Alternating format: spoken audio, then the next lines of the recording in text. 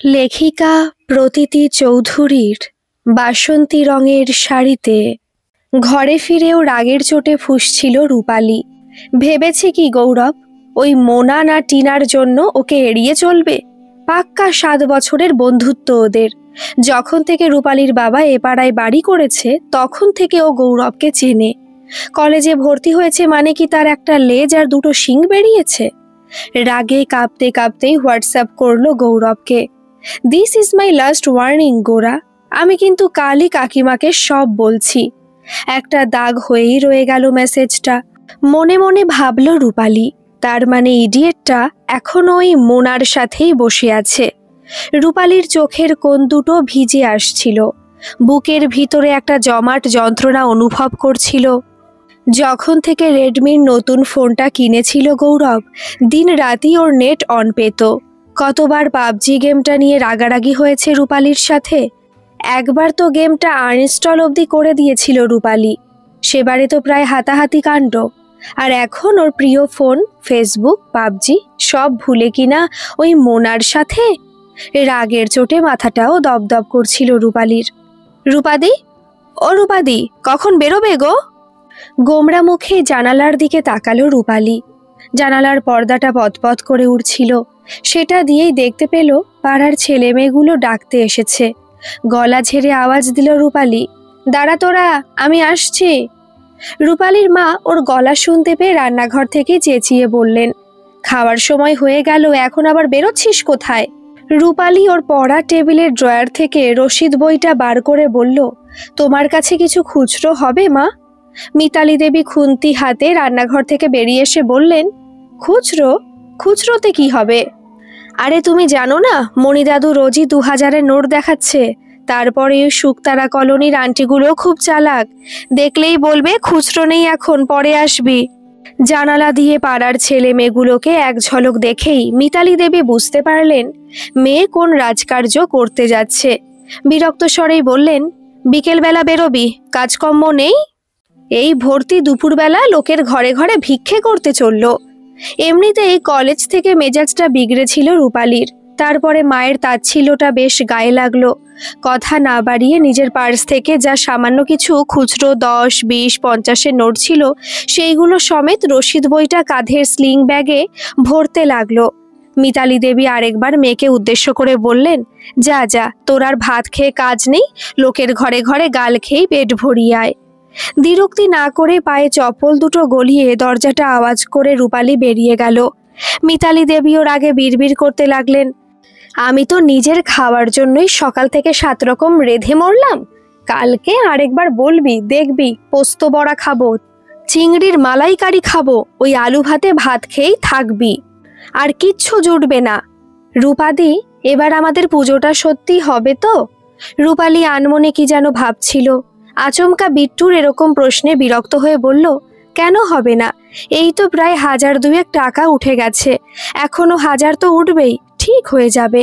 রিনি একটু ইতস্তত করে বলল, গতবারে তো আমাদের নিয়ে প্রায় 5-এর মতো চাঁদা উঠেছিল, আর তো মাত্র 2 দিন গো। বাপ্পা দাও পুজোর আগে আসতে পারবে কিনা জানি না, আর গোড়াদার তো এবার পাত্তাই নেই। বাকিটা বলার আগেই খিচিয়ে উঠল রূপালী, তোদের কি আমার উপর ভরসা নেই? বিট্টু, ছোট্টু, রিনি সবাই একটু অবাক হয়ে রূপালীর দিকে তাকালো। অঙ্কিতা পরিস্থিতি সামাল দিতে বলল, আরে আমরা তো আছি, বাপ্পাদাও কাল পরশুর মধ্যে চলে আসবে। তবে গোড়াদার কি খবর গো রূপাদি? গোড়াদা তো আজ আদায়ে বেরোবে বলেছিল। অঙ্কিতা এবছর 11-এ পড়ছে, রূপালী ছাড়া পুজোর সব দায়িত্ব ওকেই নিতে হচ্ছে। শ্যামল, রানা সহ আরও কয়েকজন বড় ছেলে মেয়ে থাকলেও ওরা বেশিরভাগই উচ্চ মাধ্যমিকের পরীক্ষার্থী।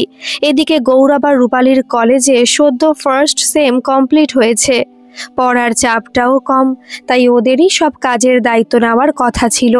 কিন্তু গৌরব যে হঠাৎ কোনো মেয়ের চক্করে পড়ে এরকম বেপাত্তা হবে সেটা কি রূপালী জানতো? শুকতারা কলোনির প্রথম হলুদ বাড়িটায় বেল বাজিয়ে রূপালী ওদের সবাইকে উদ্দেশ্য করে বলল, গোড়া ছাড়াও আমাদের সুভাষপল্লীর সরস্বতী পুজোটা বন্ধ হয়ে যাবে না, বুঝলি তো? রূপালীর মেজাজ দেখেই গৌরবকে নিয়ে আর কেউ জিজ্ঞাসা করলো না। কয়েক মিনিট দরজার সামনে অপেক্ষা করে আরও দুবার বেল বাজাতেই ভদ্রমহিলা দরজা খুলে বললেন, ও তোরা না, আমি খুচরো করাতে একদম ভুলে গেছি রে। রূপালীরা বেশ জানে এই কলোনির সবারই রোজ একই নাটক। অঙ্কিতা একটু অনুনয় করেই বলল, দেখুন না আন্টি, যদি হয়ে যায়, মাত্র তো 51 টাকা। ভদ্রমহিলা সরু স্বরে বললেন, আরে হলে কি আর দিতাম না, এমনিতেই এখন তো আর ঘরে ক্যাশ থাকে না, সবই অনলাইন পে। রূপালী গলাটা ঝেড়ে বলল, 90314557, একটু পেটিএম করে দিন না, তাহলেও চলবে। ভদ্রমহিলার মুখটা থমথমে হয়ে যেতেই রিনি ফিক করে হেসে ফেলল। ভদ্রমহিলা আবার ন্যাকা সুরে বললেন, আসলে আমি তোদের আঙ্কেলকে না বলে পে করলে আবার রাগারাগি করবে, তোরা বরং কাল পরশু করে আরেকদিন আয় না, পুজোর তো দেরি আছে 2 দিন। রাগের চোটে হয়তো রূপালীর মুখ দিয়ে কিছু গালাগাল বেরিয়ে যেত। অঙ্কিতা তাড়াতাড়ি ওকে শান্ত করতে বলল, চল, রীতা কাকিমার বাড়িটাও বাকি আছে তো। পাশের বাড়িতে বেল বাজিয়ে ভারী মেজাজে রূপালী বলল, ভালো মানুষই দাম নেই রে, যখন দুর্গাপুজোয় ক্লাব থেকে 5001 টাকার চাঁদা কাটবে তখন সব ভয়ে দিয়ে দেবে, আর পাড়াতে আমরা ছেলেমেয়েরা পুজো করছি শুনলে 51 টাকা দিতে হাত ব্যথা করছে। অঙ্কিতা মিনমিনে স্বরে বলল, বাপ্পাদা গোড়াদা থাকলে ঠিক দিয়ে দিত, আমাদেরকে বলেই 51 টাকার জন্য 51 বার ঘোরাচ্ছে। আরও একবার গোড়ার নাম শুনেই মেজাজ সপ্তমে উঠল রূপালীর। বারবার ওই ইডিয়েটটার নাম করিস না তো, কি জানিস তুই, শালা খুব তো দম, ভিতর ডিম একটা, ওই তো মোনার ওড়নার তলায় ঢুকে। ছোট্টু আর বিট্টুর জন্যই বাকিটা বলতে গিয়েও আটকে গেল।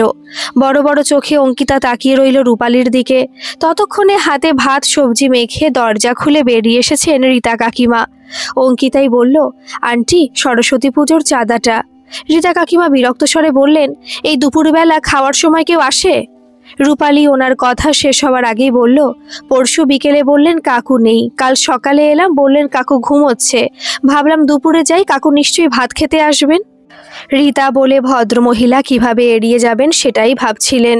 তখনই আবার রূপালী বলল, এখন অসুবিধে হলে বলুন, একটু রাত করে আসি। ভদ্রমহিলা বিরক্ত হয়ে বললেন, দাঁড়াও দাঁড়াও, দেখছি। একটু পরে বেরিয়ে এলেন হাত ধুয়ে 50 টাকার নোট নিয়ে।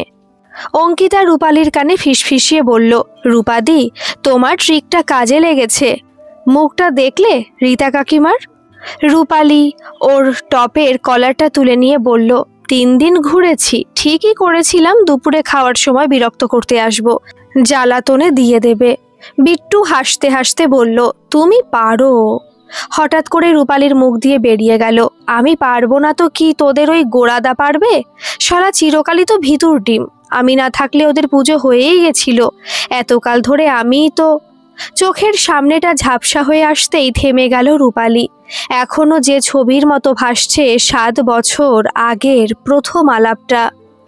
সেই কিছুদিন হলো ওদের শান্তি নীড়ে গৃহপ্রবেশ হয়েছে। পাতাঝরা শীতের শেষে দক্ষিণা হাওয়া বইতে শুরু করেছে। ছুটির দিনে সকালে পড়ার ঘরে বইয়ে মুখ গুজে বসেছিল রূপালী। তখনই জানালা দিয়ে দেখেছিল ওদের গ্রিলটা খুলে কয়েকটা ছেলে ভিতরে ঢুকছে। রূপালী ভেবেছিল নির্ঘাত ফুলচোর। কদিন ধরেই ওর মা বাপের কাছে অভিযোগ করছিল পাড়াটা ভালো নয়, ওর মায়ের টবে লাগানো গাঁদা গাছ থেকে রোজ সকালে নাকি ফুল চুরি হচ্ছে। তাই রূপালীও সজাগ ছিল ফুলচোরদের ধরবে বলে। তবে ভদ্র সাজ পোশাকে ওরই বয়সী ছেলেগুলোকে ফুলচোর বলে ওর মোটেও মনে হচ্ছিল না। নিজের মনকে বুঝিয়েছিল রূপালী, চোরদের চোর বলে কি আর মনে হয়? তাহলে তো সবাই ধরা পড়ে যেত। যেই না ছেলেগুলো টবের কাছাকাছি এগিয়ে গিয়ে নিজেদের মধ্যে ফিসফিস করছে, অমনি ও দরজা খুলেই খপ করে একটা ছেলের হাত ধরেছিল।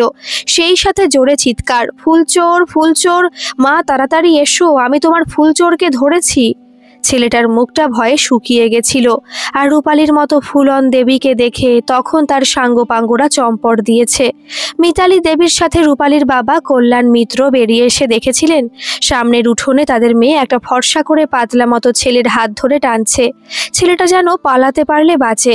এদিকে গ্রিলটা দুদিকে খোলা। রূপালী হাঁপাতে হাঁপাতে বলেছিল, এই দেখো ফুলচোর, বাকিগুলো পালিয়েছে, এর পিঠে গোটা কতক দিলেই ওদের নামও বলে ফেলবে।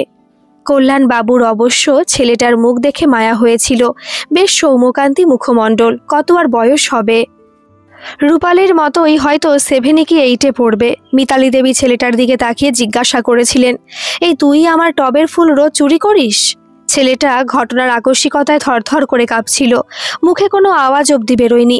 রূপালী ওর মাকে রাগ দেখিয়ে বলেছিল, তুমি বেশ তো, চোর কি কখনো স্বীকার করে নাকি চুরি করতে এসেছে বলে?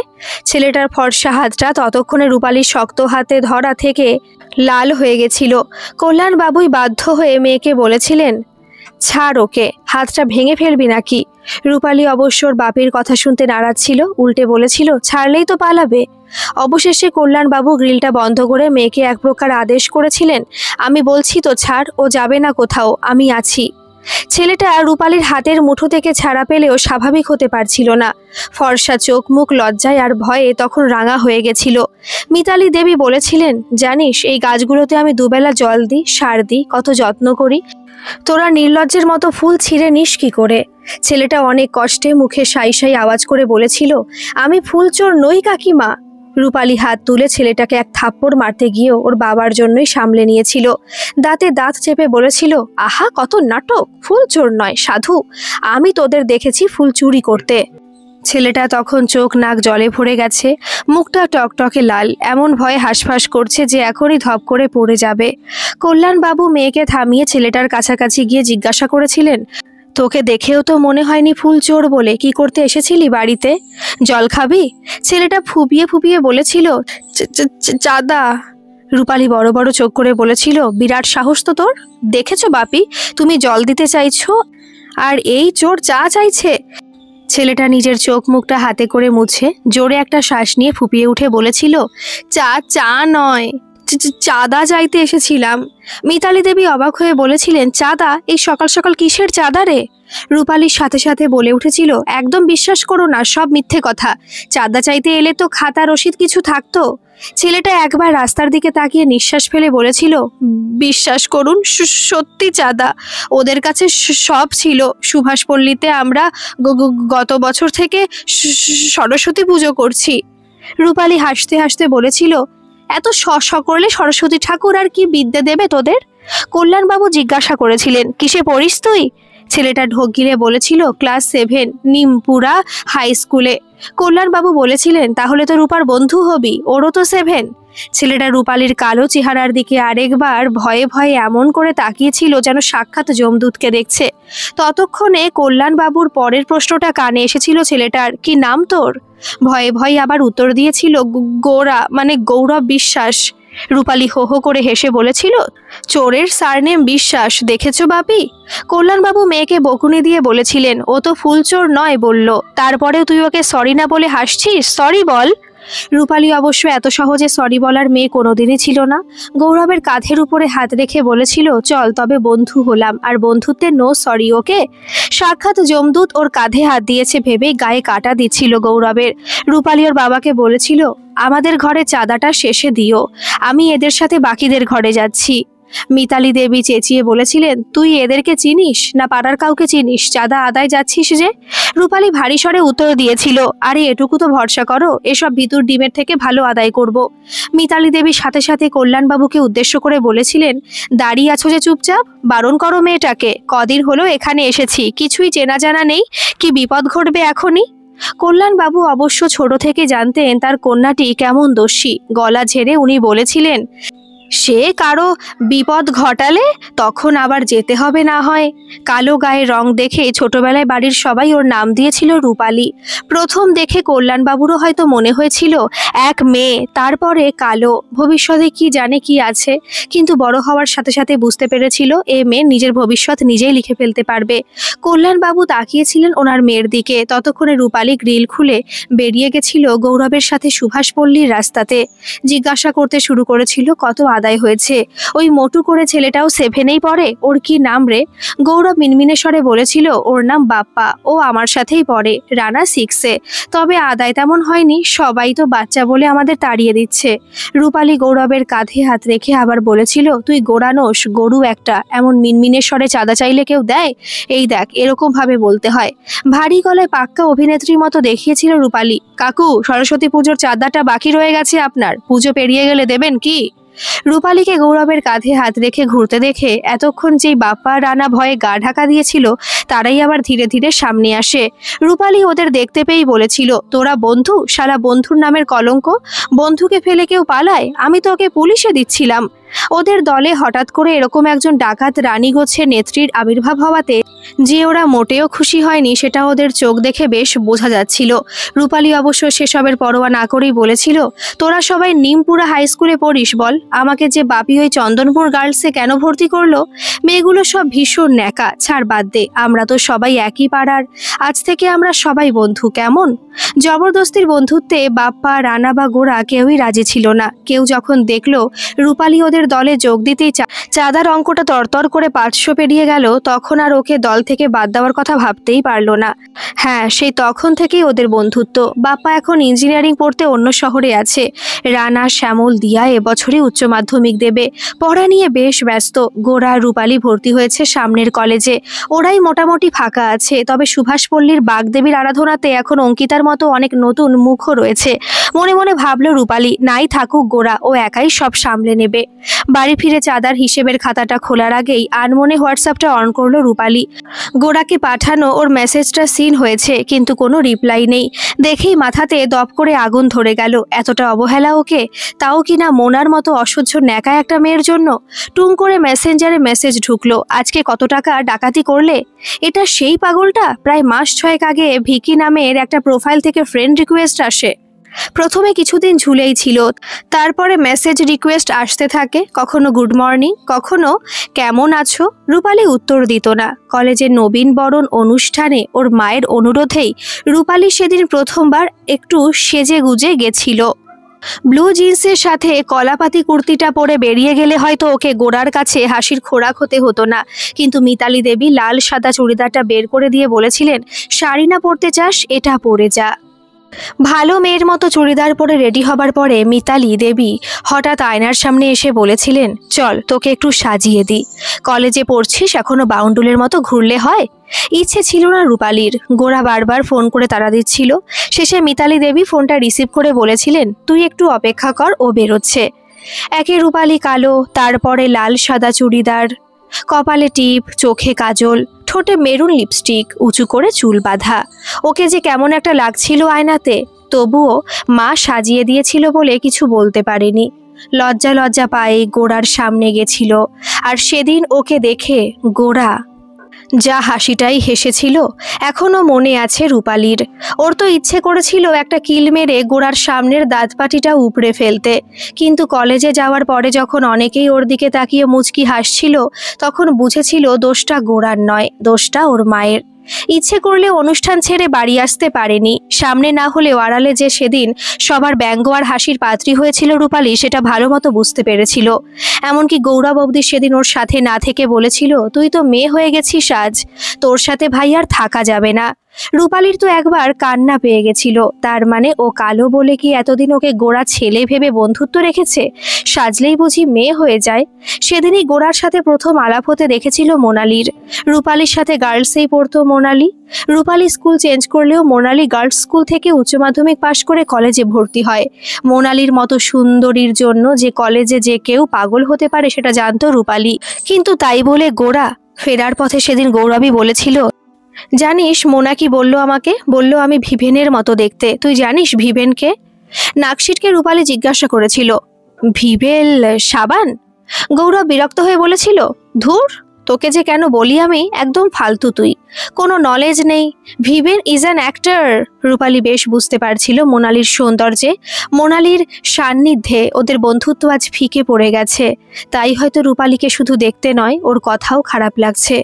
সেদিনই ঘরে এসে নিজেকে বড় আয়নাতে দেখে যখন মায়ের সাজানোর উপরে রাগ করে গৌরবের প্রতি তীব্র অভিমানে দরজা বন্ধ করে কাঁদছিল রূপালী, তখনই ওই ভিকির প্রোফাইল থেকে মেসেজ এসেছিল আবার, you are looking gorgeous baby, you are so beautiful. রূপালীর মনে হয়েছিল আজ ওকে দেখে যারা মুচকি হাসছিল নিশ্চয়ই তাদেরই কেউ হবে। বেশ রেগেই প্রথমবার টাইপ করেছিল রূপালী, এরকম নোংরা মস্করা করতে আপনার বিবেকে একটুও বাধে না? Just go to hell. সাথে সাথে রিপ্লাই এসেছিল, এতদিন ভাবতাম তোমার সৌন্দর্য মনে আছে, কিন্তু আজ যে সামনে থেকেও দেখলাম তুমি কত সুন্দর। অভিমানে ভরা তোমার মুখটা এইভাবে যে কখনো আর চোখে দেখিনি আগে। রূপালীর এসব লাইন পড়ে যে কথাটা মাথাতে এসেছিল সেটাই টাইপ করেছিল, এসব ন্যাকামি অন্য কারোর সাথে ট্রাই করুন। আবার মেসেজ ঢুকেছিল টুং শব্দ করে, জানি তুমি ন্যাকা বলবে, তাই তো সামনে থেকে বলতে পারিনি আমি তোমাকে ভালোবাসি। রূপালী সত্যি হাসি পেয়ে গেছিল, কয়েকটা হাহা রিয়াক্ট দিয়ে লিখেছিল, আপনি ভিকি না ভাকি? না মানে ভাকি মারাতে ডক্টরেট করেছেন মনে হচ্ছে। ওপাশ থেকেও কয়েকটা হাসির ইমোজি এসেছিল। তারপর থেকে মাঝে মাঝেই গুড মর্নিং, গুড নাইট, শুভেচ্ছা বার্তার আদান প্রদান হতো ওদের। হঠাৎ করে একদিন ভিকির প্রোফাইলের ছবিটা বাইক থেকে বদলে যায় একটা অভিনেতার ছবিতে। আগে হলে হয়তো রূপালী চিনতে পারতো না, কিন্তু সেই সন্ধ্যের অপমানের পরেও ভালো করে সার্চ করেছিল গুগলে। ভিবেন দেশানের অনেক ছবি তখনও ইন্টারনেটের সৌজন্যে দেখে ফেলেছে। যদিও মোনার বলা কথা মতো গোড়ার সাথে তেমন কিছু মিল রূপালী খুঁজে পায়নি, তবে ভ্রুর কাছে হালকা মিল আছে মনে হয়েছিল। সেই ভিবেনের ছবি ভিকির প্রোফাইলে দেখে কেমনই একটা সন্দেহ হয়েছিল। ভালো করে প্রোফাইলটা দেখবে বলেই হয়তো রিকোয়েস্টটা অ্যাকসেপ্ট করেছিল, তবে প্রোফাইলটা প্রথম থেকে শেষ অবধি দেখে ওর সেটাই মনে হয়েছিল যেটা আগেও মনে হতো, সিম্পলি ফেক প্রোফাইল। একবার রূপালী গৌরবকে বলেছিল, জানিস ভিকি বলে একজন আমাকে ফ্রেন্ড রিকোয়েস্ট পাঠিয়েছিল। নিজের ফোনটা ঘাঁটতে ঘাঁটতে অত্যন্ত অবহেলা করে উত্তর দিয়েছিল গৌরব, সো হোয়াট, মোনার তো ওরকম প্রায় 10-20টা করে রিকোয়েস্ট আসে। তুলনাটা মোটেও পছন্দ হয়নি রূপালীর। গৌরবকে স্পষ্ট করেই বলেছিল, শোন, আমি ফ্রেন্ড রিকোয়েস্টের গল্প বলে তোর কাছে মোনার মতো দর বাড়াতে আসিনি। আমি ভিকির কথাটা এজন্যই বললাম because he changed his picture to the face of Viven. I mean তুই সেদিন যেই অ্যাক্টর ভিভেনের কথা বলছিলি, ভাবলাম কোথাও কোনো লিঙ্ক আছে কিনা, মানে মোনা তোকে সেদিন বলল আর সেদিনই। বাকিটা বলার আগেই হাসতে হাসতে গৌরব বলেছিল, তার মানে ভিভেন তোকে, আই মিন তোকে রিকোয়েস্ট পাঠিয়েছে, তাও ভিকি নামে। আরও বল, দর বাড়াচ্ছিস না? গৌরবের ফোনটা হাত থেকে কেড়ে নিয়ে কিছু দেখার চেষ্টাও করেছিল রূপালী। ফেসবুকের প্রোফাইলটা লগ আউট করেও দেখেছিল লগ ইন অপশানে অন্য কোনো নাম আসে কিনা। শেষমেশ কিছুই না পেয়ে বিরক্ত হয়ে উঠে গেছিল রূপালী। গৌরবের সাথে আর কোনো আলোচনাতে যেতেও ইচ্ছে করেনি। ক্লাসের ফাঁকে দূর থেকে দেখেছিল গৌরবের কিছু ফারাকই পড়েনি। বিন্দাস শেষ বেঞ্চে বসে ফোনে গেম খেলছে। রূপালী তারপরে অবশ্যই ভিকির ব্যাপারটা তেমন আমল দেয়নি, কিন্তু গতকাল গৌরবকে একটার পর একটা মেসেজ পাঠিয়েও যখন রিপ্লাই পাচ্ছিল না, কিন্তু চ্যাটে অন দেখাচ্ছিল, তখন ওর সত্যি খুব আপসেট লাগছিল। তখনই আবার ঢুকেছিল ভিকির মেসেজ, লেখা ছিল, কি করছো মাই লাভ। রূপালী ও গৌরবের রাগটা ভিকির উপরে ঝেড়ে লিখেছিল, মরে গেছে ইয়োর লাভ। ব্যাস সেই দিয়েই কথা শুরু হয়। ভিকি লেখে, সারাদিন আজ কি করলে। রূপালী গৌরবের মেসেজের জন্য অপেক্ষা করতে করতে লিখতে শুরু করে, আপনাকে বলবো কেন। ভিকি টাইপ করে, ভয় লাগছে আমি তোমার ব্যক্তিগত তথ্য জেনে যাব বলে। রূপালী লেখে, এই যে শুনুন, আমি ভয়টাই পাই না কাউকে, ডাকাতি করতে গেছিলাম বুঝলেন। ভিকি উত্তর লেখে, বাব্বা ডাকাতি, তা দেখে তোমাকে ডাকাত রানী মনে হয় অবশ্য। রূপালী কয়েকটা রাগের ইমোজি পাঠিয়ে কথা শেষ করতে চাইলেও ভিকি লেখে, তাহলে কত টাকা লুট করলে। রূপালী লেখে 931। ভিকি কয়েকটা হাসির স্মাইলি পাঠিয়ে বলে, মাত্র? আমি তো ভাবলাম লাখখানেক হবে। রূপালী আবার লেখে, আমাদের পাড়ায় এসে 100 টাকা আদায় করে দেখিয়ে দেবেন তো, হারকিপ্টের পাড়া জানেন। ভিকি লেখে, পাড়াতে তো নিয়েই গেলে না, জানবো কি করে। রূপালীর মজা করেই লিখেছিল, বিয়েতে নিমন্ত্রণ করে আসবো। ভিকি দুঃখী ইমোজি দিয়ে উত্তর দিয়েছিল, তাহলে আমার কি হবে, আমার সামনে তোমাকে অন্য কারো হতে যে আমি দেখতে পারবো না। রূপালী আরও একবার চেক করেছিল গৌরবের হোয়াটসঅ্যাপটা, মেসেজ সিন হয়নি। প্রসঙ্গটা পাল্টে ফেলে ভিকিকে উত্তর দিয়েছিল, টাটা, কাল আবার লুটতে বেরোতে হবে। আর আজ তারই জের টেনে ভিকি লিখেছে, আজকে কত টাকা ডাকাতি করলে। তবে গৌরবের কোনো মেসেজ নেই। একটা দীর্ঘশ্বাস ফেলে ফোনটা পাশে রেখে চাঁদার হিসেব করতে মন দিল রূপালী। বারবার ওর চোখের সামনে ভাসছে মোনার সাথে গৌরবের কলেজে একসাথে বসে থাকা। ও তো চাঁদা আদায় যাওয়ার জন্য ডাকাতেও গেছিল। গৌরব ঘাড় ঘুরিয়ে উত্তর দিল, তোরা যা, ওসব ছেলে মানুষই আর পোষাবে না আমার। মনে মনে ভাবল রূপালী, এখন তো ছেলে মানুষই মনে হবে, অথচ 7 বছর ধরে তো মনে হয়নি। গোরা যেখানেই আদায়ে যেত রূপালীকে বাড়ি থেকে ডেকে নিয়ে যেত। সরস্বতী পুজোর আগের সময়টা যে ওদের কি ব্যস্ততাতে কাটত। মাঝে শুধু মাধ্যমিক আর উচ্চ মাধ্যমিকের 2 বছর একটু হালকা ছেড়েছিল। গত বছর গোড়াই বলেছিল, সামনের ইয়ার আর আমাদের কোনো চাপ থাকবে না, কলেজে অ্যাডমিশন নিয়ে মন খুলে পুজো করব, আফটারঅল আমরা 18-এ পা রাখবো। তখন কি আর রূপালী ভেবেছিল 18-তে পা রাখলেই গোড়ার এরকম পাখনা গজাবে, হাওয়ায় উড়বে? হিসেবটা শেষ করে ফোনটা হাতে নিল। আরও একটা মেসেজ এসেছে ভিকির। কি হলো জানালে না তো? কত? অন্যমনস্ক হয়ে রূপালী মেসেজ করলো 355। সাথে সাথে ভিকির উত্তর এলো, আর কি করলে সারাদিন বলো? আজ রেগে গিয়ে টাইপ করলো রূপালী, একটা মেয়ে হলেই আপনাদের হলো না? কি এত ভালো লাগে বকতে? চিনি না জানি না, যত সব, ডিস্টার্ব করবেন না। ভিকি তারপরেও লিখলো, বাবা আজকে লুট কম হয়েছে বলে ডাকাত রানীর মেজাজ গরম।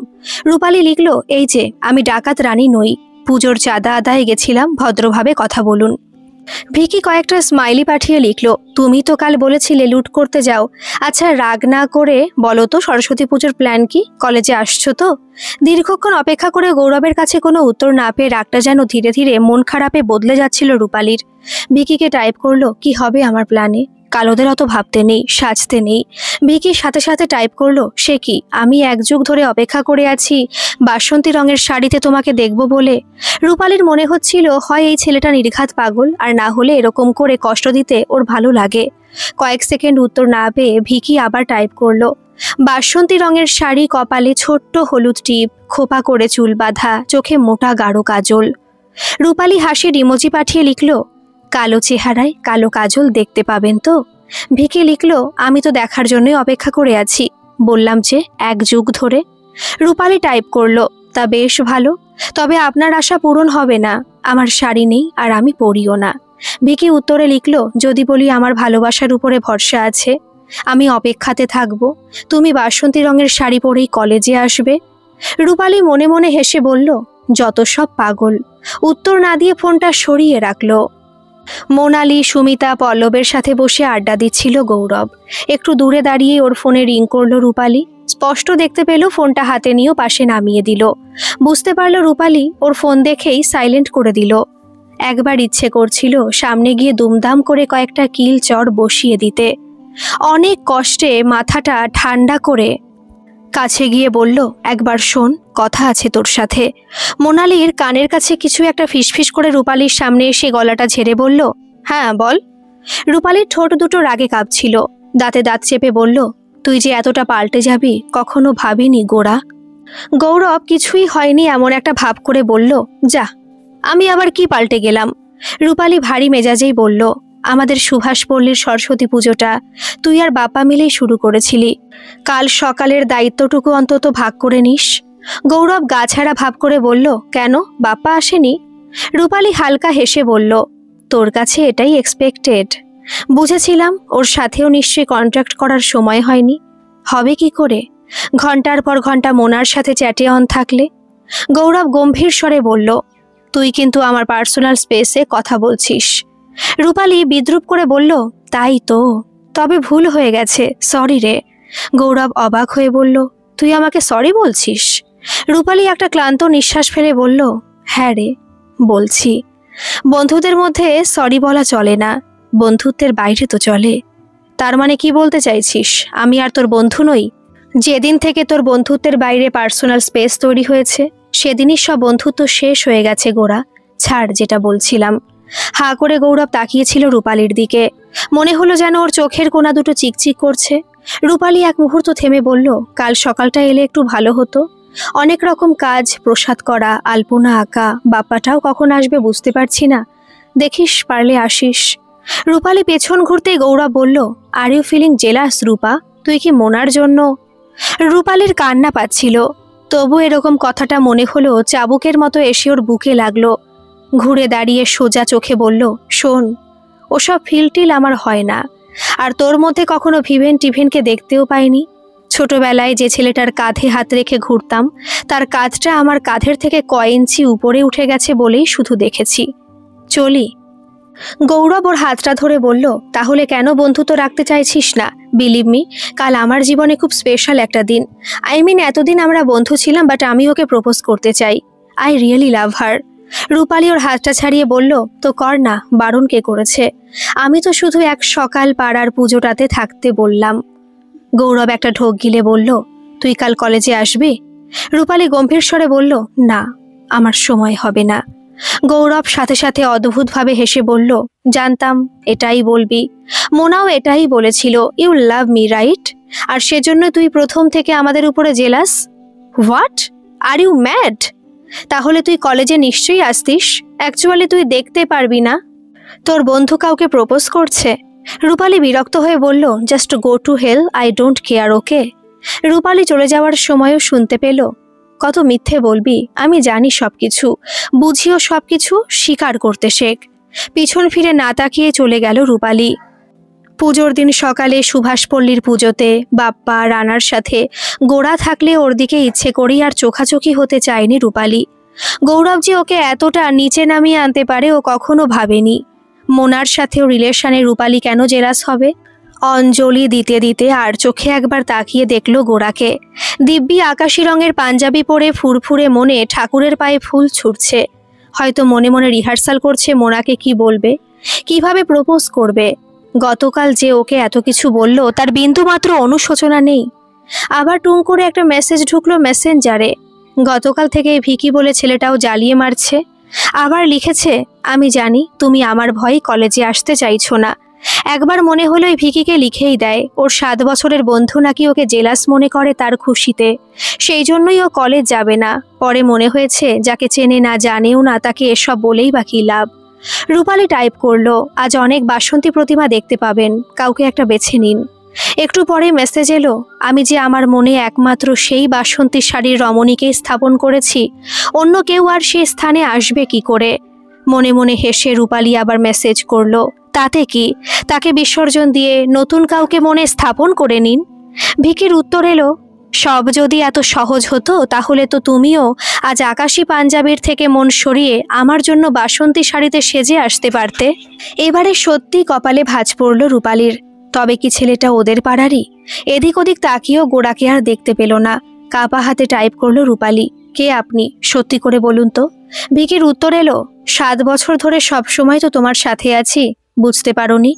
রূপালীর বুকের ভেতরটা কেমনই ধুকপুক করছিল, সবকিছু এলোমেলো হয়ে যাচ্ছিল। মনে হচ্ছিল এটা কি করে সম্ভব। আগে ওর একবার মনে হয়েছিল গোড়ার সাথে কিছু সম্পর্ক আছে ভিকির, কিন্তু গৌরবের ফোনটা হাত থেকে কেড়ে নিয়ে অনেকবার চেক করেছে, এমনকি পাবজি আনইনস্টল করার সময়ও ফেসবুকটা দেখেছিল। ভিকির তো কোনো প্রোফাইল পায়নি। আরও কি সব ভাবতে ভাবতেই দূরে দেখতে পেল গৌরবকে। এক মুহূর্ত অপেক্ষা না করে ওর কাছে তাড়াতাড়ি হেঁটে গিয়ে বলল, গোড়া তোর ফোনটা দে তো, একটু দরকার আছে। গৌরব অবাক হয়ে বলল, আমার ফোন কেন? গৌরবের কোনো কথা না শুনেই হাত থেকে ফোনটা কেড়ে নিল রূপালী। বাপ্পা রানা গৌরব 3 জনই অবাক হয়ে তাকিয়ে রইল ওর দিকে, কিন্তু ফোনের মধ্যে ভিকির তো কোথাও কিছু চিহ্ন নেই। মাথার মধ্যে সব তালগোল পাকিয়ে যাচ্ছিল রূপালীর। ফোনটা ফেরত দিয়ে প্রায় টলতে টলতেই ঘরে ফিরে এলো। মনের মধ্যে অবাধ্য প্রশ্নরা বারবার টিকটিক করছিল, কে এই ভিকি? গোড়া কি তবে ওকে ভালোবাসে? তাহলে কলেজের প্রথম দিন থেকে মোনার সাথে কিসের এত ঘনিষ্ঠতা? চলো না রূপাদি, তোমাদের কলেজে আমারও পুজো দেখা হবে।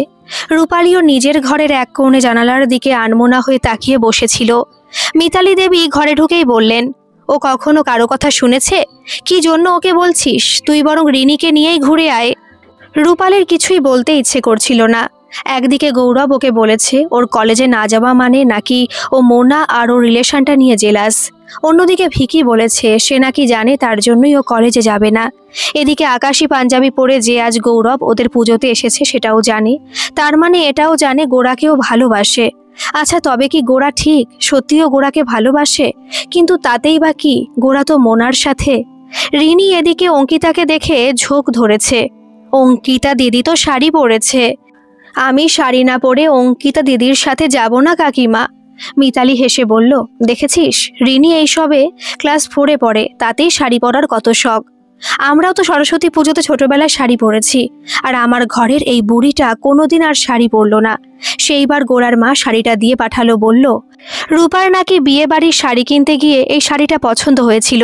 কি করে আর জানবে আমার মেয়েটা জঙ্গলি একখানা, শাড়ি পরে সাজতে তার বয়েই গেছে। রূপালীকে শুনিয়েই যে ওর মা বলছে সেটাও বেশ বুঝতে পারছিল, তবুও ওর কিছুই যেন কানে ঢুকছিল না। বারবার মনে হচ্ছিল ভিকির সাথে অনেক কিছু যেন মিলে গৌরবের, কিন্তু এত সবের পরেও নির্লজ্জের মতো কিভাবে জিজ্ঞাসা করবে সেটা? তবে কি ওর আজ একবার কলেজে যাওয়া উচিত? নিজের চোখে দেখে আসা উচিত মোনার সাথে গোড়ার সম্পর্কটা কতটা সত্যি। বেহায়াপনা হয়ে যাবে না তো সেটা? দেখেছিস কি সুন্দর শাড়িটা? অঙ্কিতার সাথে সাথেই বলল, রূপাদিকে দারুণ মানাতো বলো। ওসব বলেই বা কি লাভ? রিনি তোর সাথে ঘুরে আসুক। রিনিকে শাড়ি পরিয়ে দেবে শুনেই ও আহ্লাদিত হয়ে বলল, জানো কাকিমা, হলুদ রং আমার খুব প্রিয়। অঙ্কিতা হাসতে হাসতে বলল, এটা হলুদ নয় রে বাসন্তী। কথাটা কানে যাওয়া মাত্রই রূপালী বিছানার কোণ থেকে তড়াক করে লাফিয়ে উঠে বলল, কি বললি, বাসন্তী রঙের শাড়ি? মিতালি দেবী শাড়িটা হাতে নিয়ে বললেন, হ্যাঁ তো, সেইবার মনে নেই গোড়ার মা জোর করে আমাকে শাড়িটা ধরিয়ে দিলেন সেই জেরে বিয়ে বাড়ির কেনাকাটা করতে আদি ঢাকেশ্বরীতে।